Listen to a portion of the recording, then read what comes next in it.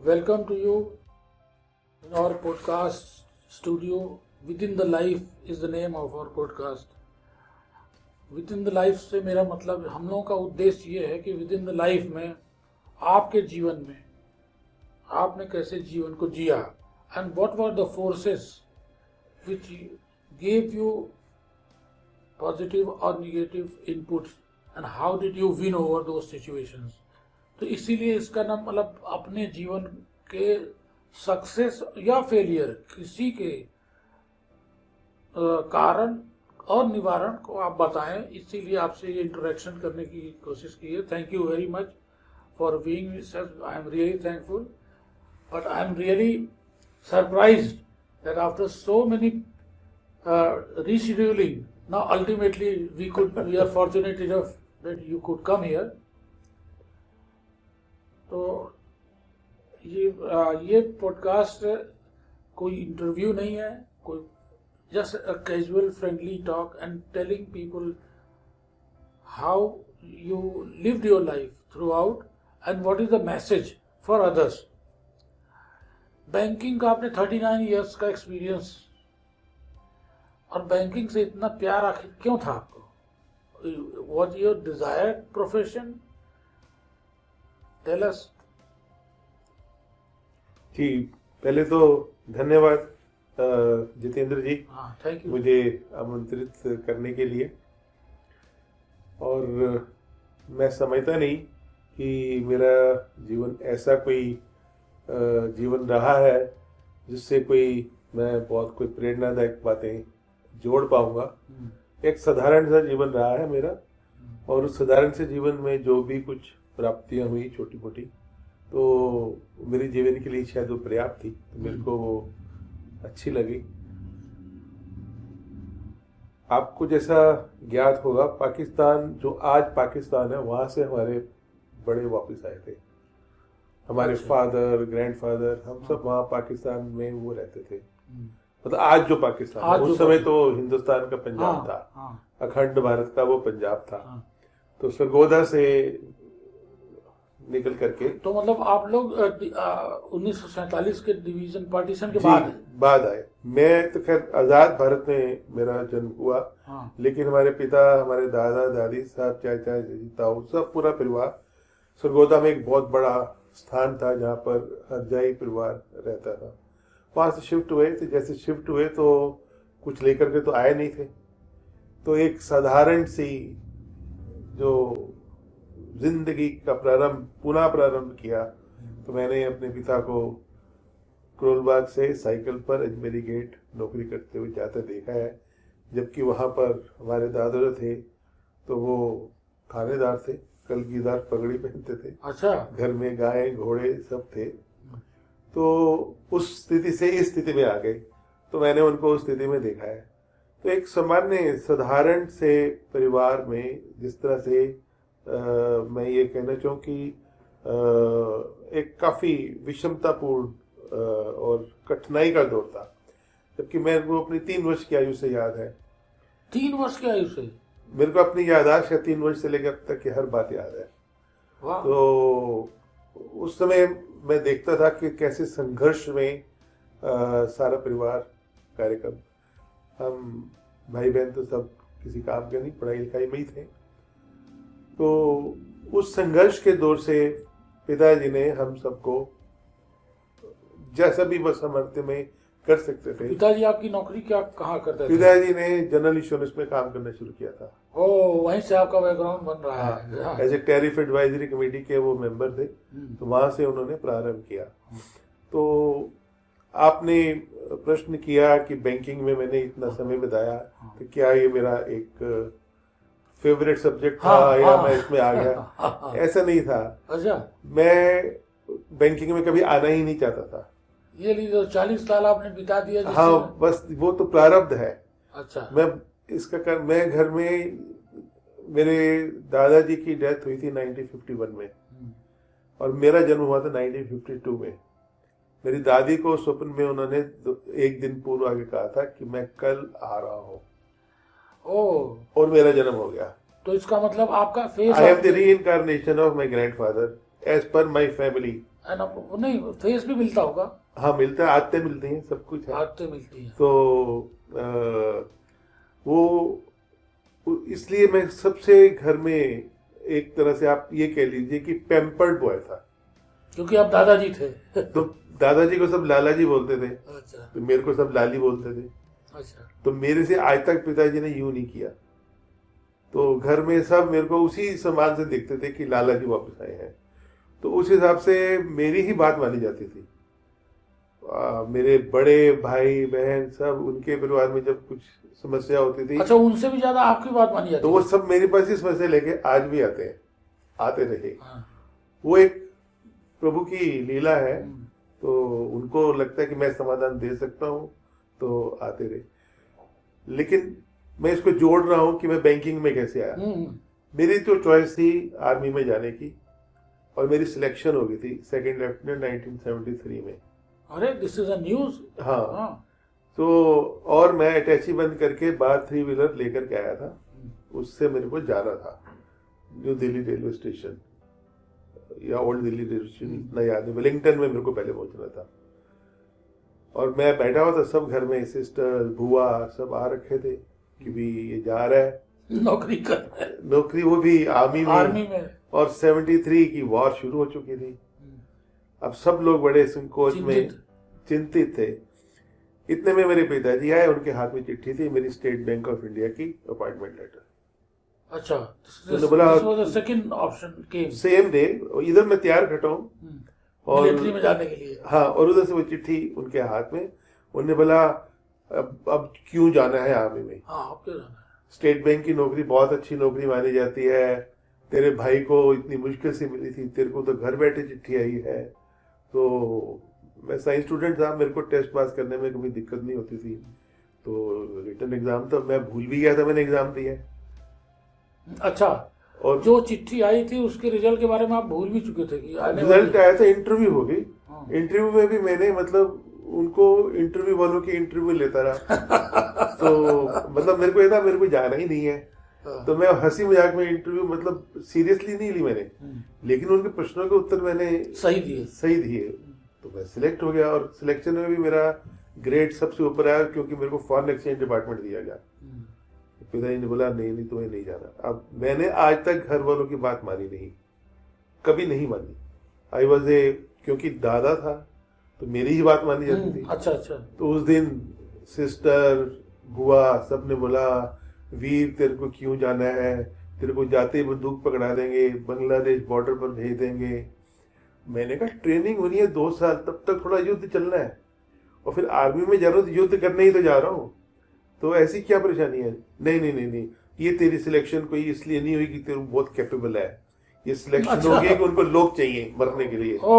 Army अभी 73 का युद्ध हो रहा है, पता नहीं कितना चलेगा। ना जाने क्यों फैमिली के प्रेशर में मैं उस दिन आ गया, और उस समय 80 पैसे का मिनिमम भाड़ा होता था 3 व्हीलर का, उसको मैं 1 रुपया दे के अंदर आ गया। मैंने कहा जाओ, और मैं नहीं गया मिलिट्री में, नहीं गया। अच्छा। तो ऐसे मेरी बैंक की यात्रा प्रारंभ होगी। मेरा कोई इंटरेस्ट नहीं था बैंकिंग में, और जाकर काम भी करना मेरे को बड़ा रूटीन लगता था, जमा था मेरे लिए। मैंने बीएससी ऑनर्स मैथमेटिक्स की, एमएससी स्टडीज की, तो मेरे लिए वो बहुत मतलब छोटी छोटी हल्की चीज थी, बहुत हल्का काम था। मेरे उसमें रुचि नहीं थी। जब रुचि नहीं थी तो नेचुरली मैं कोई रिटर्न एग्जाम ये वो देता भी नहीं था। और मतलब डिपार्टमेंटल एग्जाम होते थे? हाँ जी। और ऊंचे पद पे CAIIB के ये सब मैं कुछ नहीं देता था, मेरे को रुचि नहीं थी। और रुचि ना होने का एक कारण और जुड़ गया था कि वहाँ उस समय मैं पंजाबी थिएटर, सप्रू हाउस का मायने हाल, यहाँ पर हमारे शो होते थे, मैं वहाँ चला गया। भगवान, तो आप मतलब कलाकार भी थे? अब मैं क्या कहूँ, कलाकार तो मैंने कोई ट्रेनिंग नहीं ली थी। ट्रेनिंग नहीं? हाँ, मतलब कला में रुचि तो थी? रुचि थी। मैं गया, मेरी सिलेक्शन हो गई, तो पंजाबी थिएटर में करना शुरू कर दिया। मेरे से 5-6 साल सीनियर थे राजेश खन्ना, और ये क्या नाम है जो एक मुस्लिम चेहरा है, राज बब्बर, ये सब दिल्ली थिएटर की पैदाइश है। तो 78 में मेरी शादी होगी। अब शादी हो गई तो मेरे को लगा कि उस समय तो जिंदगी बड़ी रंगीन चल रही थी। थिएटर की जिंदगी ऐसी होती है, आप कभी रिहर्सल कर रहे हो तो कभी प्ले कर रहे हो, तो घर कभी 12 बजे से पहले हम आए नहीं थे। और शादी हो गई। अब शादी हो गई। हाँ। अब शादी हो गई तो पहली जिम्मेवारी तो ये है कि उसको 12 बजे तक अकेले छोड़ के, और मैं थिएटर पर हूँ, और थिएटर पर एक दो बार उन्होंने आके जब देखा तो मुझे लगा कि शायद पसंद नहीं है। पसंद नहीं है। अब वो मेरे से कह तो सकती नहीं थी। हाँ। मेरा कुछ रुआब ऐसा था कि रुआब ऐसा था, और ऐसा हमारे ख्याल आपको उतना पैसा भी तो थिएटर से नहीं मिलता रहा होगा। नहीं, कुछ नहीं। एक शो का 25 रुपये मिलता था। 25 रुपया? जी, वो पैसे की वैल्यू नहीं थी सर। हाँ। बात तो पैसे के लिए तो हम जाते ही नहीं थे, वो तो एक नशा था। हाँ। आप एक्टिंग कर रहे हो, स्टेज पर हो, लोग देख रहे हैं, तालियां बज रही हैं। मैं तो, मेरी तनख्वाह से कभी पिताजी ने मेरे से 1 रुपया नहीं लिया।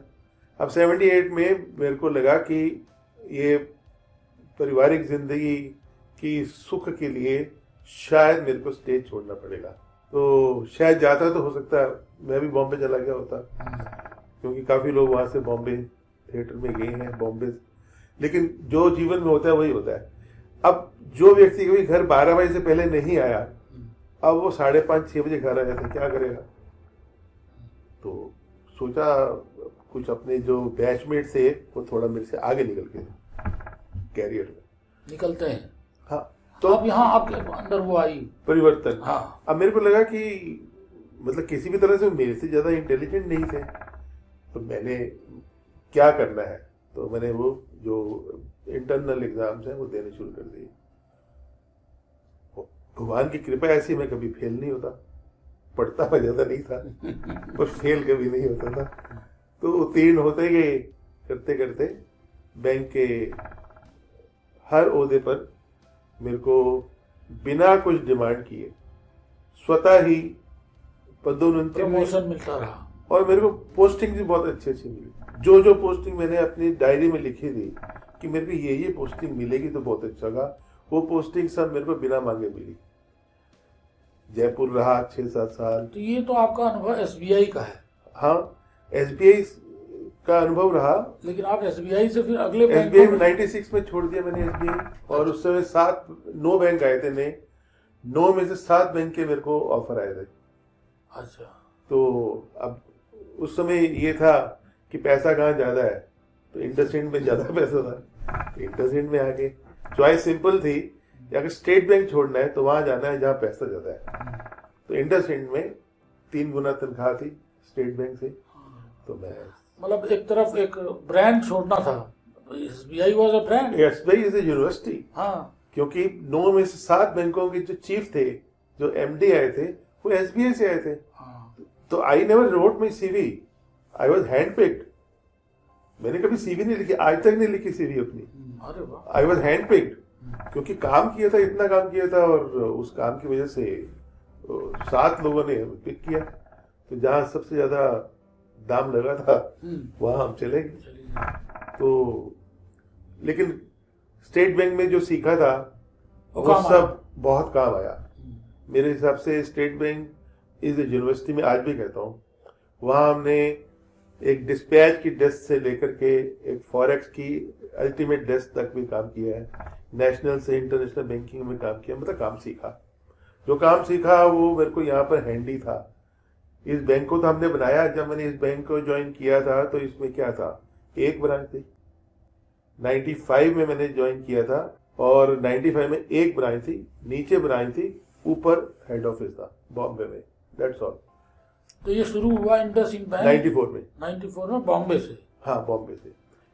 तो एसबीआई में आप कहाँ पोस्टेड थे? एसबीआई में दिल्ली में ओवरसीज ब्रांच में पोस्टेड था। तो यहाँ से गए वहाँ? हाँ, वहां से यहाँ से गया। तो मेरे को तो उन्होंने दिल्ली में ही रखना था, लेकिन क्योंकि उस दिल्ली में ब्रांच ही नहीं थी तो क्या करते हैं, उन्होंने बोला अभी आप आ जाइए इधर। तो मैं वहां गया, और नीचे ब्रांच, ऊपर हेड ऑफिस। वो बोलते हैं नीचे पान की दुकान, ऊपर गोली का। हाँ, वही हम भी तो खत्म, बैंक खत्म। एक चीज मैं कहना चाहूंगी जो मेरी जिंदगी में बहुत कॉमन रही है, जिसकी वजह से I can say I am a happy go lucky man. मैंने जिंदगी की परेशानियों को सॉल्व करने के लिए एक मेरे को मंत्र स्वतः ही मेरे अंतर से जो प्रकट हुआ वो ये है कि सिचुएशन को क्रिस्टलाइज कर लीजिए, फिर देखिए आप क्या कर सकते हैं। जो कर सकते हैं वो कर लीजिए, और जो नहीं कर सकते उसको छोड़ दीजिए, क्योंकि आप जिस भी सिचुएशन में उसमें लेकर के तो वो ही आया है, तो वो ही निकालेगा। तो यहीं से आपका जो है थोड़ा सा स्पिरिचुअल बेट शुरू होता है, जीवन जीने का। हाँ, तो सिचुएशन को क्रिस्टलाइज करिए। हाँ, जो कर सकते हो वो करो, और जो नहीं कर सकते उसको छोड़ दो। अब नहीं कर सकते तो क्या करेंगे आप? फिर सोच ये है कि मैं इस सिचुएशन में आया क्यों? मैं इस सिचुएशन में क्या अपनी मर्जी से आया? उस समय स्टेट बैंक ऑफ इंडिया से सैकड़ों लोग जो टॉप के थे वो छोड़ के प्राइवेट बैंकों में जा रहे थे। जिसको चिट्ठी नहीं आती थी तो ऐसा सोच रहा था कि ये यूजफुल बंदा नहीं है, इसको कोई बाहर से पिकअप ही नहीं कर रहा। अच्छा। और मैंने कहा मेरे को 7 जगह से चिट्ठी आई। अच्छा। तो एक प्रारब्ध था। हाँ। प्रारब्ध मेरा जो ये चेंज था, इसको लिख के बैठा हुआ था। तो मैं अपने आप से इस सिचुएशन में नहीं आया, मैं इस सिचुएशन में आ गया कि प्रभु की ये इच्छा थी। मैंने कहा प्रभु की इच्छा प्रभु पर छोड़ दो, तू जो कर सकता है वो कर। उस समय एक इंडसइंड ने कंपटीशन निकाला कि way forward for IndusInd. Time तो था, तो मैं वहां कॉन्फ्रेंस हॉल में बैठ के उसकी मैंने वे फॉरवर्ड लिख दी और सबमिट कर दिया एमडी को। वो मेरे को 2 हफ्ते के बाद पता लगा कि I have been adjust the best in that essay, और मेरे को 5,000 रुपये का पुरस्कार दिया गया। और एमडी मेरे को लंच के लिए लेके गया स्पेशल। तब तक मैं दिल्ली आ गया था। वो दिल्ली आया मेरे को क्योंकि उसका एक हिस्सा था कि MD will take you out for the lunch. तो दिल्ली आकर के हमने जैसा प्रारब्ध था, जैसे मैंने बोला हैप्पी गोल रखी, तो 3-4 जगह गया। उस समय बैंक की टोटल बैलेंस शीट 500 करोड़ की थी। 460 करोड़ मैंने 15-20 दिन में इकट्ठा कर दिया था। तो मेरा झंडा बहुत ऊपर हो गया, इसने तो पूरा बैंक एक और खड़ा कर दिया। अब पर मैं कहूं कि मैंने कर दिया, नहीं, मैं सिर्फ जाता था, मिलता था। मेरे काम करने वाले वो ऊपर बैठे हैं। मेरे सारे काम जिंदगी के, मैं आपको बताऊं, मैंने बहुत मेहनत इस तरह से पढ़ाई लिखाई में कभी नहीं की, लेकिन मैं पास हो जाता था। लेकिन यहाँ आपको करनी पड़ी। यहाँ मेरे की आपने बैंक में मैंने बहुत मेहनत की। मैंने सिर्फ मेहनत की है। मैंने बैंक में जैसे जो और आवश्यकताएं रहती हैं वो मैंने नहीं की कि भाई बॉस को खुश रखना, फलाना करना, नहीं। मैं काम करता था, और काम, ये यश मिलना तो ईश्वर के हाथ में है। और यश मिलता था मेरे को। मैं ये कहता हूँ जो तुलसीदास जी कहते हैं ना, जीवन मृत्यु मान हानि यश अपयश सब प्रभु के हाथ में, सब विधि हाथ। तो वो विधि के हाथ में था, वो मेरे को यश दिलाता था। तो आज भी 1 साल हो गया मेरे को छोड़े हुए। जिस व्यक्ति ने मेरे से चार्ज लिया है, आज भी वो किसी गवर्नमेंट महकमे में, पब्लिक सेक्टर में जाता है, तो उससे पूछते हैं सबसे पहला, हाउ इज मिस्टर हरजाई। अच्छा। तो मतलब आज भी लोग स्मरण करते हैं। तो वो यश है। जो मैंने उसके लिए कुछ किया हो ऐसा कुछ नहीं है। मैं सामान्यतः, आप भी वर्षों से जानते हैं, आपसे मिलता हूँ, मैं कभी अपनी तरफ से बढ़ करके कुछ अपने बारे में ना कह पाता हूँ, ना कहता हूँ, ना सोचता हूँ, ना कहने की आवश्यकता है। स्वतः ही जो प्रकट होता है एक अपने व्यक्तित्व का कोई पहलू, आपको पता लगेगा। जैसे आज आपको पता लगा कि मैं थोड़ा सा आध्यात्मिक भी हूँ, तो पता चला आपको जी। तो ये आध्यात्म आपके जीवन में जो प्रवेश किया, ये आपके जीवन में अभी तक है। जो प्रारब्ध है, प्रारब्ध को आप कैसे डिफाइन करते हैं? क्योंकि बहुत से लोग प्रारब्ध प्रारब्ध कहते रहते हैं, लेकिन हाउ कैन यू डिफाइन प्रारब्ध? अनसीन कर्मा जी, क्या है वो? देखिए, थोड़ा सा मैं 1 मिनट लूंगा, क्योंकि ये थोड़ा मेरे को बताना आवश्यक है कि ये मेरे जीवन के साथ किसी न किसी रूप में बचपन से जुड़ा हुआ था। 3 वर्ष की आयु की मैंने आपसे बात की, तब तो मेरे को पढ़ना भी नहीं आता था। तब फादर मेरे को मुंह जुबानी गायत्री मंत्र उन्होंने सिखाया, वो मेरे को कंठस्थ हो गया। उन्होंने मुंह जुबानी मेरे को हनुमान चालीसा सिखाया, वो मेरे को आज भी कंठस्थ है। जब पढ़ना नहीं आता था तब ये मेरे को कंठस्थ थे। और मेरे को जो स्मरण, ये तो आपने पाकिस्तान में ही सीख लिया था? नो, मैं तो 52 में पैदा हुआ, पाकिस्तान बनने। अच्छा। यहाँ पर तब हम करोलबाग में वेस्टर्न एक्सटेंशन एरिया में थे। तो तब से मेरी एक, क्योंकि एक संयुक्त परिवार था, तो हम चाचा ताऊ सब इकट्ठे रहते थे, बच्चे भी सब थे। तो मेरी अपनी कजन सिस्टर के साथ वो होती थी स्पर्धा कि कौन सुबह उठकर सबसे पहले नहा धो करके पूजा शुरू करेगा। तो कभी ज़्यादातर वो जीतती थी, मैं 2-4 मिनट उससे लेट ही उठता था। तो फिर हम बैठ करके गायत्री मंत्र, हनुमान चालीसा करते थे। कुछ तो और होता नहीं था, चीनी का प्रसाद बनाते थे, सबको थोड़ा देते, जैसे हम पंडित हैं बड़े। तो वो किया करते। तो उस वर्ष, मैं 3 वर्ष की आयु की बात कर रहा हूँ, और आज तक ये जो प्रभु का स्मरण है ये मेरे साथ सदा रहा। और हर तरह की कठिनाई के समय मेरा एक ही प्रश्न होता है अपने आप से, जो मैंने पहले कहा कि क्या मैं इस कठिनाइयां तो बहुत आई मेरे जीवन में, पर मैंने उनको कैसे रिजॉल्व किया कि इस समय, इस सिचुएशन, इस कठिनाई में क्या मैं अपनी इच्छा से आया हूँ? क्या मैंने चाहा था कि ये मेरे साथ हो, मुझे उत्तर हमेशा मिलता नहीं। तो मैंने कहा तो मैं यहाँ आ गया, कोई प्रारब्ध है जो मुझे यहाँ लेकर आया। यदि प्रारब्ध यही है तो मानना पड़ेगा, यदि ये प्रारब्ध नहीं है तो ये बदलेगा। जो ये लेकर आया वही लेके जाएगा बाहर। और ऐसा ही हुआ है हमेशा। जिस भी विकट परिस्थिति में मैं आया, ऐसी ऐसी विकट परिस्थितियां भी थी कि लगता था कि अब जीवन समाप्त हो जाएगा। जैसे प्रोफेशनल लाइफ में क्या होता है, फौजी की प्रोफेशनल लाइफ में रिस्क क्या है? उसको कभी भी गोली लग सकती है, वो मार सकता है, यही प्रोफेशनल रिस्क है। डॉक्टर की प्रोफेशनल लाइफ में क्या रिस्क है? उसकी किसी प्रिस्क्रिप्शन या इंजेक्शन से किसी जान जा सकती है, उसका कैरियर खत्म हो सकता है। बैंकर की प्रोफेशनल लाइफ में क्या है कि आपका कोई फाइनेंशियल डिसीजन गलत हो जाएगा जिससे बैंक को नुकसान हो। ऐसा कोई मेरे फाइनेंशियल डिसीजन गलत नहीं हुए।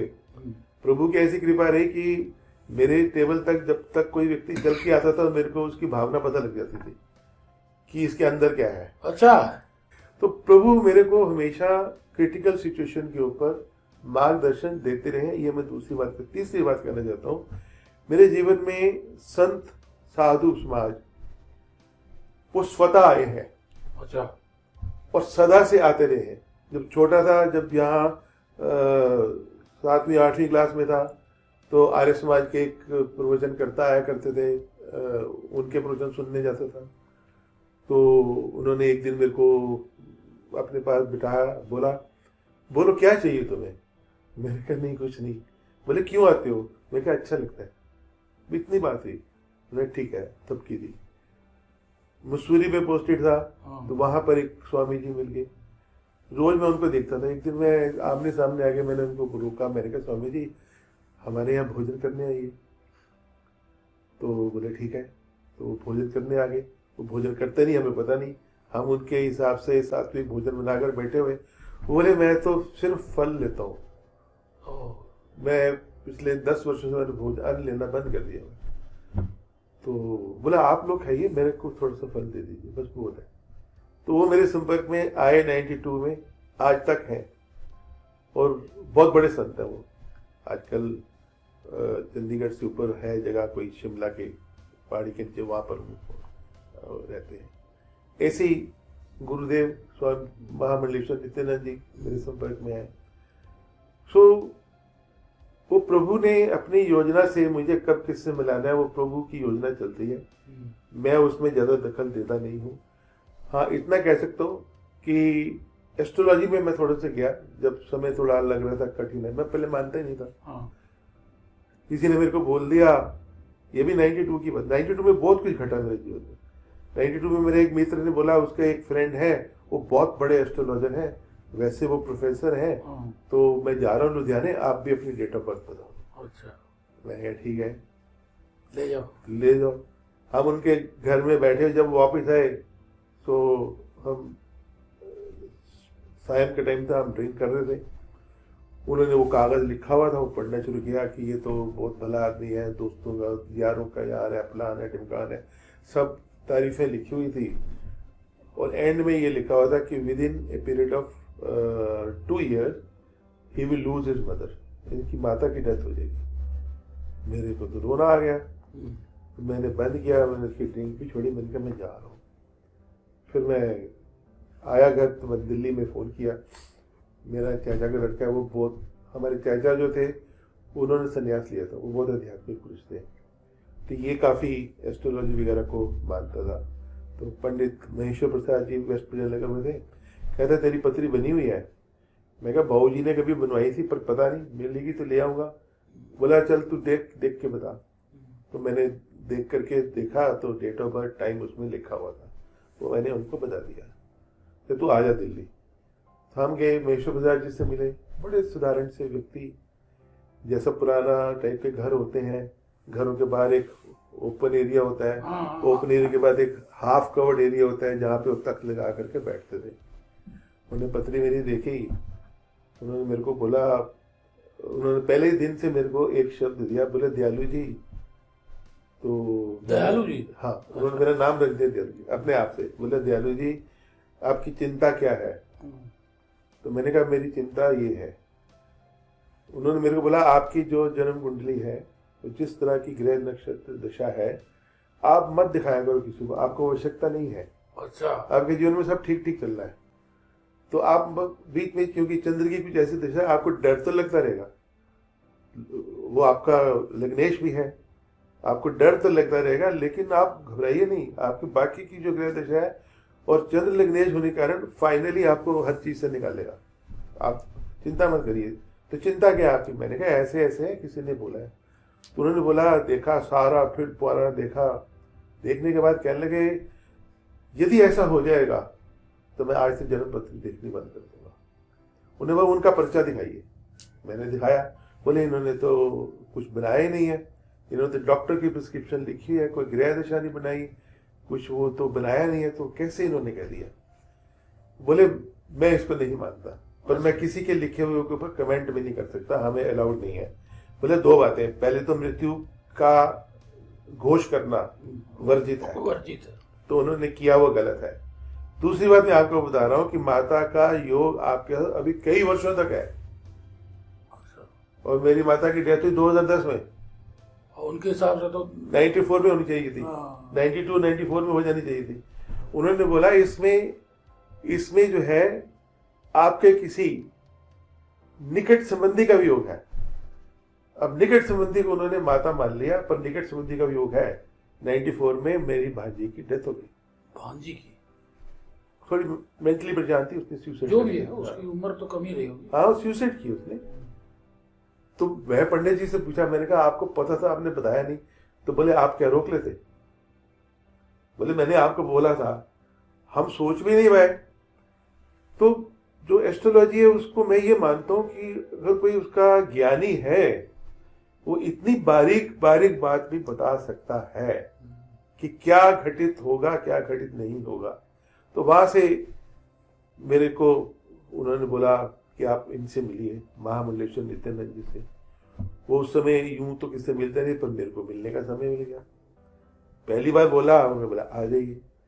तो वहां से अध्यात्म और शुरू हुआ, और अध्यात्म मेरे जीवन का एक अभिन्न अंग है। आज शुरू से ही मैंने जैसे बोला 3 वर्ष की आयु से ही मैं ये कुछ ना कुछ करता था, लेकिन आज मैं जिस स्थिति में हूँ उस स्थिति में ये मैं पक्की तरह से मानता हूँ कि जिंदगी की जो किताब है वो हम लेकर के आए हैं, पूरी की पूरी किताब, पूरी की किताब। यहाँ कुछ नहीं लिखते, मैं बताता हूँ जो मैं सोचता हूँ।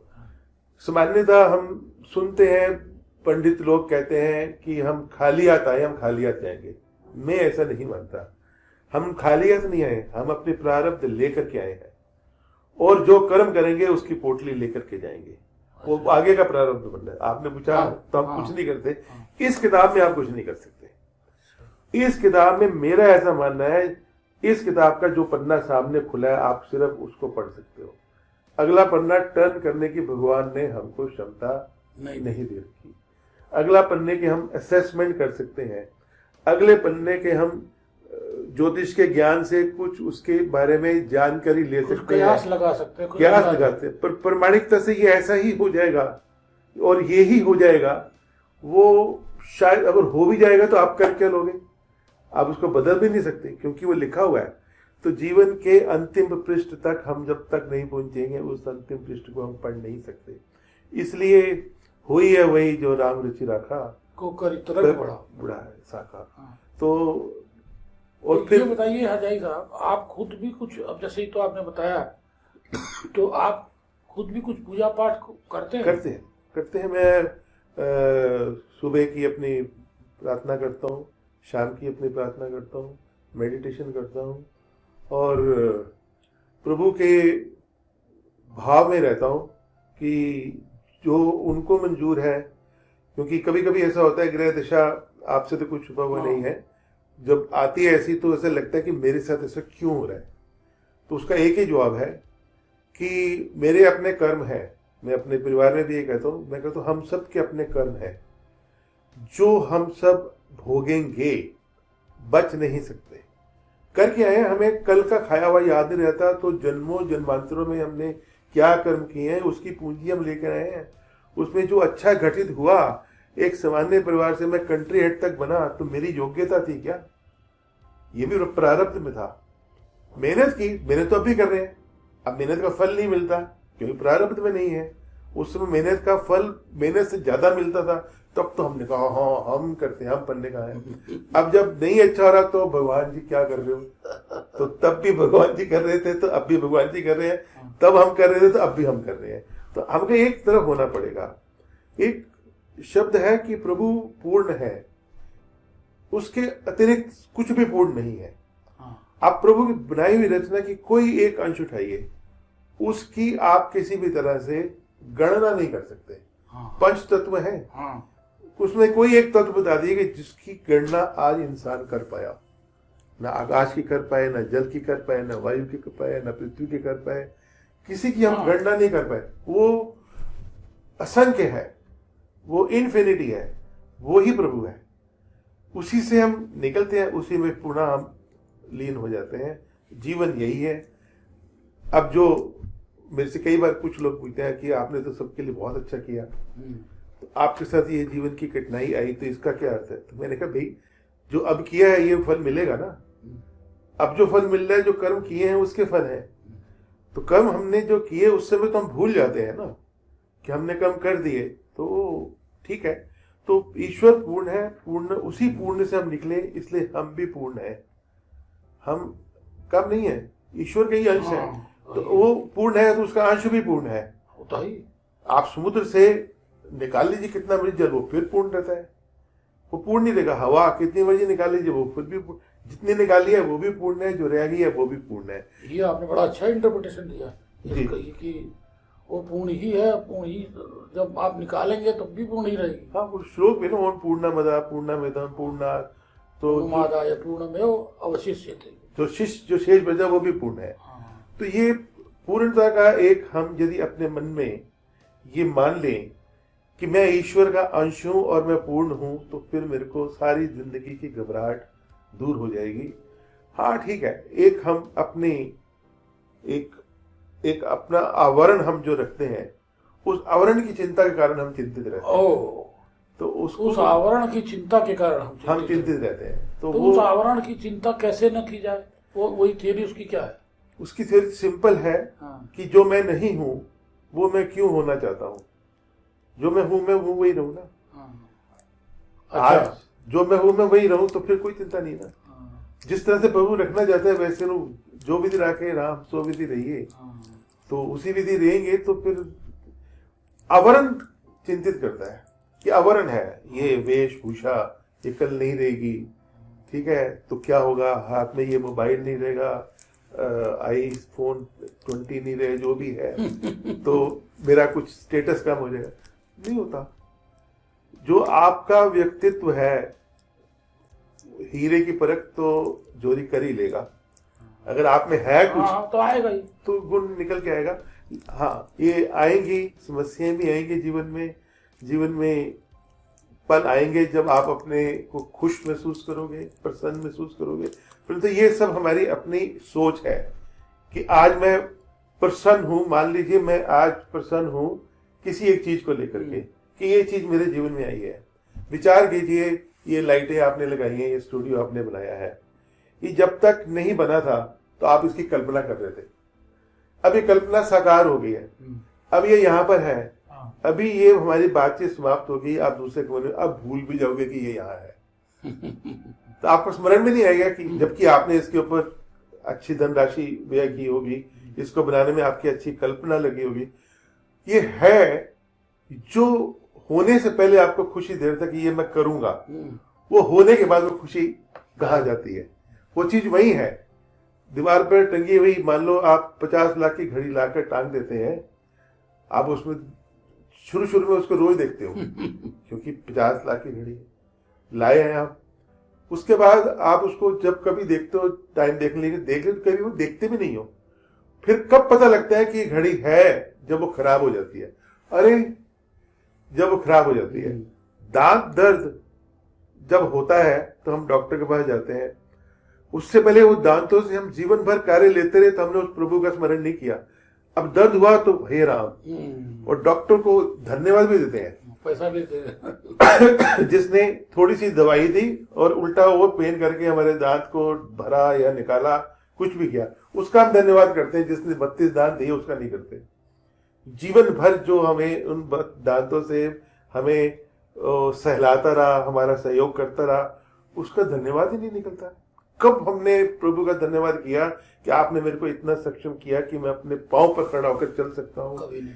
कब मैंने प्रभु का धन्यवाद किया कि आज मेरी आयु में बहुत सारे लोग बेड से नहीं उठ सकते, मैं उठ के चलता फिरता हूँ? कब मैंने धन्यवाद किया प्रभु को कि आपने मेरे को इतने ऊंचे ओहदे पर बिठाया, शायद मैं उसकी योग्य था या नहीं था? हम करते नहीं है, हम करते नहीं। मेरे से जैसे किसी ने प्रश्न किया, आप गुरु जी के पास जाते हो तो किस लिए जाते हो? मैं कहा मुझे अच्छा लगता है इसलिए मैं जाता हूँ। शेष मेरे को ये अब पूरी तरह से विश्वास है, जो जीवन में होना है वो होना है, जो नहीं होना है वो नहीं होना है। पर मैं जाता हूँ, मुझे जाने में अच्छा लगता है। मेरे को वहां उनके सानिध्य में बैठने में अच्छा लगता है, कुछ वाइब्रेशंस मिलती है मेरे को, वो अच्छा लगता है। सो हम आभार व्यक्त करना सीखें जीवन में, आभार व्यक्त करना सीखें, और आपने जैसा कहा कि धन्यवाद देना सीखें जी। कब हम चले पैर पे, कब हमें कभी धन्यवाद दिया? नहीं कि दिया। 2 पैर पे बैलेंस होकर चलना सीख लिया। जी जी। कितनी बड़ी बात थी, इतनी बड़ी घटना को भी हम लोगों ने धन्यवाद नहीं दिया। नहीं दिया। अच्छा ये बताइए अजय साहब, आपके लिए कोई रोल मॉडल रहा है? मेरे लिए रोल मॉडल परिवार में से अगर मैं देखूं तो मेरे ताऊ जी थे, उन्होंने शादी नहीं की थी। हाँ।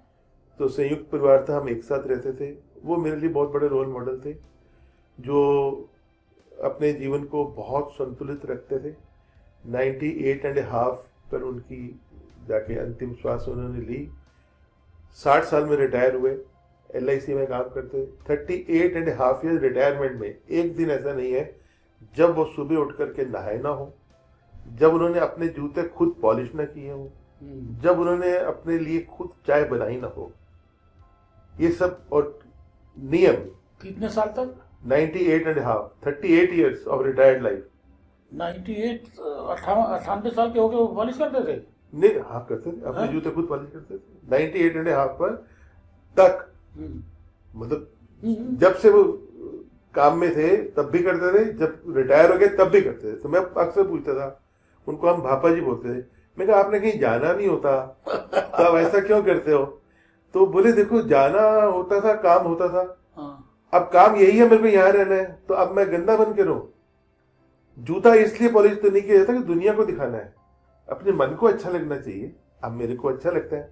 देखो बोले कुछ भी काम करने से शरीर में ऊर्जा आती है और अच्छा लगता है मेरे को। उनको मेरे दांत निकल गए थे, उनके लिए मैंने बोला दांत बनवा देता हूँ। कहते नहीं दांत नहीं चाहिए मेरे को। मैंने कहा दांत बन जाएंगे आपके? तो बोले नहीं चाहिए। मैंने क्यों नहीं चाहिए? कह रहे देखो जब दांत नहीं थे ना तो प्रभु ने दूध दिया था, क्योंकि शरीर वही हजम कर सकता था। जब दांत दिए तो प्रभु ने अन्न भी दे दिया। अब अन्न शरीर हजम कर सकता था। अब मेरा शरीर अंदर से तो कमजोर हो चुका है, वो ये सॉलिड चीजों को हजम नहीं कर सकता। तू मेरे दांत लगवा देगा, मैं फिर सब सॉलिड चीजें खानी शुरू कर दूंगा। जो मेरा अंदर से शरीर कच्चा हो चुका है, हजम नहीं कर सकता। तो ये उनकी सोच थी। वो मेरे वो रोल मॉडल रहे, और उनको मैं सब तीर्थों पर भी लेके गया, लेकिन वो भगवान को मानते नहीं थे। वो बाहर बैठे रहते, तू जा, मैं ये पंडितों के चक्कर में नहीं जाता। अच्छा। तो मैंने कहा जो तीर्थ है भगवान के दर्शन कर लो। नहीं, मैं अपने मन में ही कर लूंगा। पर जाते जरूर थे। और मैंने एक दिन, वो सुबह उठ के आधा पौना घंटा पाठ करते, मैं एक दिन छुप कर उनके पीछे खड़ा हो गया। मैंने कहा देखो तो ये क्या पाठ करते हैं। तो अपने पिता को याद करते थे, पिताजी रवि का ख्याल रखना, पिताजी मोनी का ख्याल रखना, पिताजी उसके बच्चे को ये प्रॉब्लम है। वो अपने पिता को भगवान मानते थे। अच्छा। तो अपने पिता को अपनी सारी प्रार्थनाएं, घर की सब समस्याएं रोज बताते थे। कि इसका ख्याल रखना, इसका ये करना, इसका वो करना। तो मैं कभी कभी अपने सब कजन्स को बोलता था, मैंने कहा आप लोगों में से कभी कोई उनको स्मरण नहीं करता होगा, परंतु वो रोज आप लोगों को स्मरण करते हैं। तो इस तरह से प्रोफेशन में भी कोई ना कोई रोल मॉडल रहता है। और जिस तरह से भी हम रहे, बैंक में भी मेरे रोल मॉडल थे, मेरे बॉस थे मिस्टर वीडी भोग, वो मेरे रोल मॉडल थे। बहुत ईमानदारी से काम करते थे और बहुत मेहनत करते थे। और फिर तो संकोच से कह सकते तो हम ही रोल मॉडल बन गए कई लोगों के। हाँ हाँ, वो तो ही है। हाँ, संकोच से कह रहा हूँ तो ठीक है, क्योंकि जो मैं सीख के आया था स्टेट बैंक ऑफ इंडिया से, उतना इंडसइंड बैंक में किसी को उतनी भी जानकारी नहीं थी, तो इसलिए वहां से कोई रोल मॉडल बना नहीं, तो हम ही रोल मॉडल हो गए। तो अच्छा, आने वाले जैसे नए यंग, हम जैसे हमारे व्यूअर्स होते हैं, तो उनको आप क्या प्रेस्क्राइब करेंगे कि बैंकिंग का रोल अब तो बहुत चेंज होता जा रहा है, इतनी टेक्नोलॉजी बदल गई है, ऐसी चीज़ों में क्या आप बताएंगे, किस चीज़ का ध्यान ज़्यादा देना चाहिए? देखिए, technology is only A way of doing a thing. काम तो हम पहले भी करते थे, जमा घटा हम पहले भी करते थे, कंप्यूटर कर देता है। तो एक जो पहले कैलकुलेटर से हम काम कर लेते थे, अब वो कंप्यूटर सारा काम कर देता है। तो विधि बदली है, विज्ञान तो नहीं बदला। जो उसका जो कार्य था, उसकी जो टेक्निकलिटी थी, वो तो नहीं बदली। युद्ध था, जैसे युद्ध के क्षेत्र में पहले लोग बंदूक से लड़ते थे, हवाई जहाज से लड़ते थे, अब लोग ड्रोन से लड़ते हैं, अब लोग मिसाइल से लड़ते हैं। तो जो इंस्ट्रूमेंट ऑफ लिविंग है वो बदले हैं, लेकिन जीवन की जो मूल सिद्धांत है वो नहीं बदला। मेरे से कई बार बात होती थी, जैसे मैं अपनी टीम को जब मोटिवेट करता था तो उनसे पूछता था क्या समस्या है, तो मैं उनसे 2-3 प्रश्न करता था, जो मेरी कोर टीम थी। मैंने कहा देखिए, आपके घर की कोई समस्या है, उसका समाधान तो बैंक नहीं दे सकता, वो तो आपको घर में ही सुलझनी पड़ेगी। मैंने कहा बैंक में आपकी जो समस्या है उसके मूलतः 3 कारण है। अब आप देखिए आपके जीवन में वो कौन सा कारण है जिसकी वजह से आप समस्या से ग्रस्त है। मैं कहा पहला कारण तो ये होता है कि हम जिस काम में है वो काम हमें आता नहीं है, हम गलती से उस जगह आ गए। तरक्की हो गई, भाई सीनियरिटी से मैं तरक्की हो गई, आगे लेके मेरे को आई एम नॉट फिट, और मैं संकोच में हूँ, जूनियर से पूछ नहीं सकता, सीनियर को बता नहीं सकता। अब मेरी जान खुश्क हो रही है, काम आता नहीं है। तो मैं, काम एक ऐसी चीज है जो कोई माँ के पेट से सीख करनी है तो सीख लो। कोई चीज ये रॉकेट टेक्नोलॉजी नहीं है, सीख सकते आप।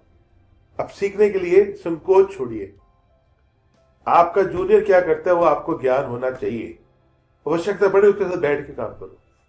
आपका सीनियर क्या करता है उसका भी आपको ज्ञान हो, क्योंकि कल आपने उस ओहदे पर जाना है, तो अपने आप को तैयारी करो कि उस जगह जाना है, तो उसका काम सीखो।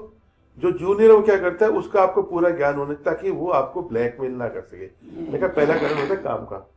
देखा, दूसरा कारण होता है बॉस का, कि आपको बॉस जो है वो है खड़ूस, जैसे भी है, होते हैं खड़ूस बॉस भी होते हैं। तो मैंने कहा वो, अब आपके पास चॉइस क्या है। अब बॉस तो भगवान ने भेज दिया जिसको भेजना था, अब वो आपके साथ जैसे बिहेव करता है वो करता है। अब यही तरीका है, एक दिन शाम को उसके साथ बैठो, बोलो सर मेरे से क्या गलती हुई है, मैं काम करना चाहता हूँ, मैं रात को जाता हूँ, घर जाता हूँ, मैं टेंशन होता हूँ, बीबी से लड़ता हूँ, बच्चों से लड़ता हूँ, मेरी समस्या आपके साथ, आप बता दो मैं कहाँ पर गलत हूँ। गलत कहाँ हूँ, मैं जहाँ गलत हूँ मैं अपने आप को सुधारूंगा, सर मेरी प्लीज रक्षा करो, मेरे को बताओ। मैं कहा विनम्र होकर उससे पूछो। मैं कहा कुछ ना कुछ भगवान ने अपना इस हर में डाला हुआ है। जब आप विनम्रता से उससे पूछोगे कि सर मैं अपने आप को सुधारना चाहता हूँ, आप मेरे को बताइए मेरी क्यों जो सी कमी मैं उसको पूरा करूंगा। मैं कहा 99% आपको हल मिल जाएगा।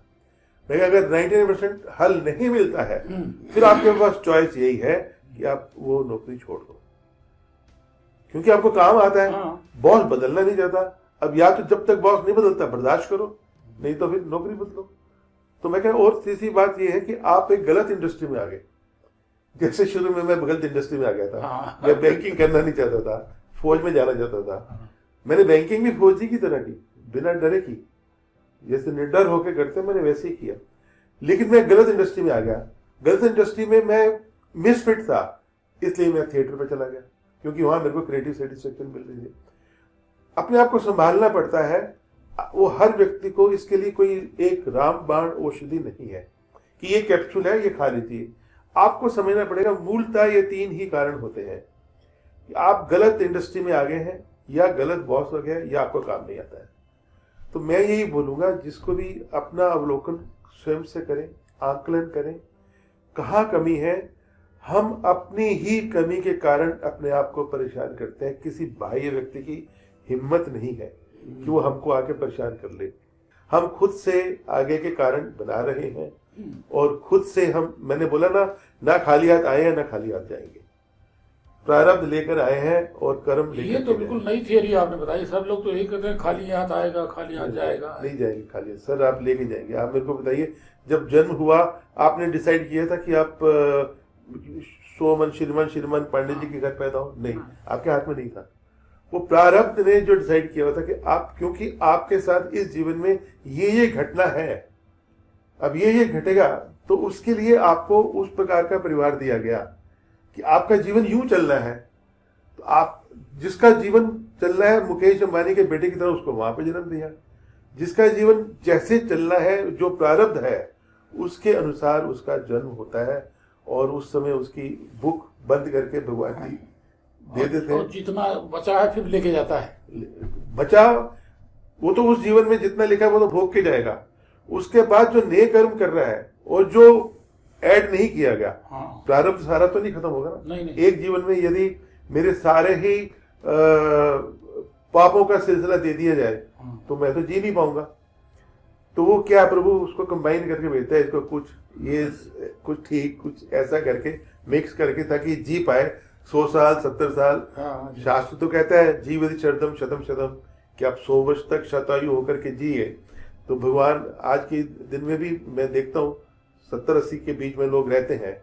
तो अब उसने इतनी आयु रहना है, तो उतनी आयु में उसके साथ सिर्फ कष्ट ही कष्ट ना हो, तो बीच में इसलिए अवॉइड करने के लिए भगवान सब कुछ देता है, थोड़ा थोड़ा, और साथ में सीख भी देता है कि अब ठीक कर्म कर लो, ताकि आपका आगे वाला जन्म जो है। अब हमारी आज की सोच ये कि आगे का किसने देखा है। अब आगे का जब दिखता है, तब हम सोचते हैं कि हमने ऐसा किया, ऐसा क्यों हो रहा है। ये है मूल। तो मेरा तो यही है यंग जनरेशन से, कि हम पूर्ण के अंश हैं। हम अपने आप को पूर्ण माने, छोटी मोटी घटनाओं से अपने आप को विचलित नहीं करें, तो जीवन हमारा ठीक ही रहेगा। कठिनाइयां तो आएंगी, क्योंकि लिखी हुई है, वो आएंगी चली जाएंगी। ये थोड़ी देर के मेहमान है जी। तो अच्छा, ये बताइए, आप चमत्कार में विश्वास रखते हैं कि जीवन में आपके साथ कोई चमत्कार? हाँ, बिल्कुल रखता हूँ। हैं? बिल्कुल रखता हूँ। अच्छा, मेरे जीवन में चमत्कार हुए हैं और मैं विश्वास करता हूँ। अच्छा, छोटी सी एक घटना बता देता हूँ। हाँ, मेरी बेटी की शादी थी, हाँ, और हमने ओपन में तैयारी की हुई थी सारी। ये जो हनुमान जी की जहाँ बहुत बड़ी मूर्ति है, ये जो छतरपुर में, तो वहाँ पर मैंने बुक किया हुआ था, और सब कुछ ओपन में था। 1000 से ज़्यादा गेस्ट आमंत्रित थे, 1000 से ऊपर। तो बहुत बड़ा पंडाल लगाया था हमने। एंड तब मैं तैयारी देख करके घर गया अपना वेशभूषा बदलने के लिए। तो फिर मेरे एक मित्र की ड्यूटी थी कि अब वो देखेगा। तो उसने मेरे को फोन किया, बोला रवि जी कहाँ पर हो? मैं कहा अभी घर पहुंचा हूँ, बस चेंज करके आ रहा हूँ। बोला नहीं, एक बार बाहर आइए। मैं कहा बाहर? बोला अपनी बालकनी में आइए। मैंने कहा आ गया, क्या है? कहते ऊपर देखो। मैंने ऊपर देखा, काले बादल, अब बरसे के अब बरसे। कहते क्या होगा? सब कुछ ओपन में है, पंडाल ओपन में है। अब मेरी तो हालत आप समझ सकते हैं, पिता होने के नाते मेरा तो, मैंने कहा पुष्कर जी। और बरसात होने वाली थी कि हुई? मतलब इतने घने बादल कि अब बरसे के अब बरसे। अच्छा, इतने घने बादल। फरवरी का दिन था। स्वामी जी जिनकी मैंने जिक्र की, वो हमारे घर में रुके हुए थे। अच्छा, वो अक्सर आते रहते थे, कई महीने हमारे यहाँ रुकते थे, रुके हुए थे, अंतर्यामी थे। उन्होंने मेरे को देखा, बोला, वो बंगाली थे, अभी भी मतलब बंगाली है। तो बोले रूपी बाबू क्या परेशानी है? मैंने कहा स्वामी जी वो देखो, और स्वाति की मंडप है वहां पर, सब कुछ ओपन है, आकाश के नीचे है सब कुछ। तो बोले मत्था टेक लिया आपने? तो मैंने कहा हाँ, भगवान की जाके मत्था टेका। मैं रो रहा था।